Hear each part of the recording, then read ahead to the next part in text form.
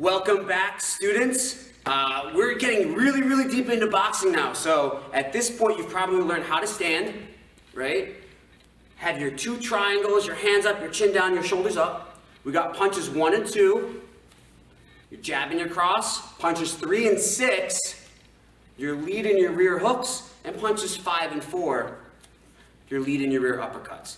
That's really cool. But that's all offense. And what we really need to learn now is how to defend ourselves, right? So think about like playing soccer or hockey and there's nobody in the goal. That's not good. You're gonna have a really hard time winning those games. So today, we're gonna talk about the helmet guard. Now the helmet guard is a really useful defensive tool. It's not the only defensive tool, but it's a really useful one. It's really simple. And so let's think about if we were to get on our bicycle or something like that, we put on a helmet. Is that helmet going to be loose or tight? So if I had like a really loose helmet and I get knocked around a little bit, it's not really going to help me. So anytime we put on a helmet, it's always really snug. And I want you to remember that for when we do our helmet guard in boxing, okay? So depending on where the punch is coming, we might have to adjust our helmet guard a little bit. For today, we're going to talk about a helmet guard for punches that come to the side. Those are our hooks. What numbers were those punches? Do you remember?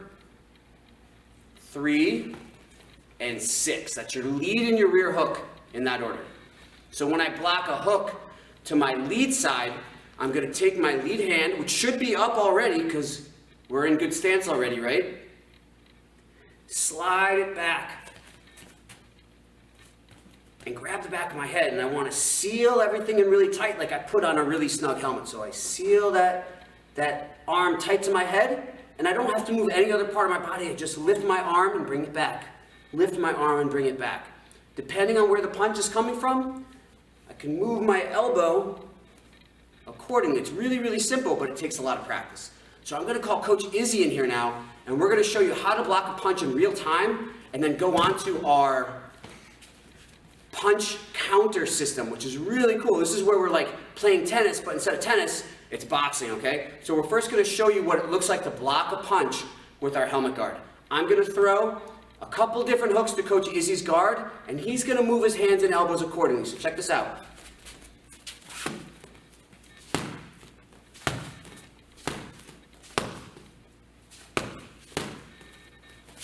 Excellent defense from Coach Izzy, but think about it. If I'm throwing all the punches and he's just blocking, who's winning? I'm still winning. I'm not landing my punches, but I'm still winning. So what Coach Izzy wants to do is for every one punch that I throw, he's going to throw 2 punches back. So we call this the 1-2 inside punch counter system, okay? So that means I throw 1 punch, he throws 2 punches. Check it out. Block, rock, roll. Block, rock, roll. Block, rock, roll. Block, rock, roll. Block, rock, roll. Block, rock, roll. Let's break that down, okay? If he's going to block with his right hand, he's going to turn his right hand first, left hand second. So if he blocks with his right hand, he blocks right, punch left. Right, left. Now if he's going to block with his left hand, he's going to turn with the left hand first. One more time.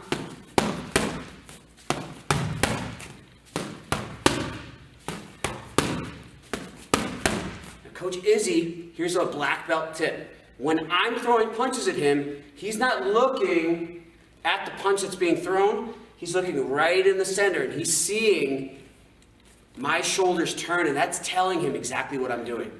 So if I were to change it up and boom, that's perfect. That's a lot of practice, okay? Practice really hard, you'll be just like Coach Izzy. That's how to block a punch. Helmet guard. Take care.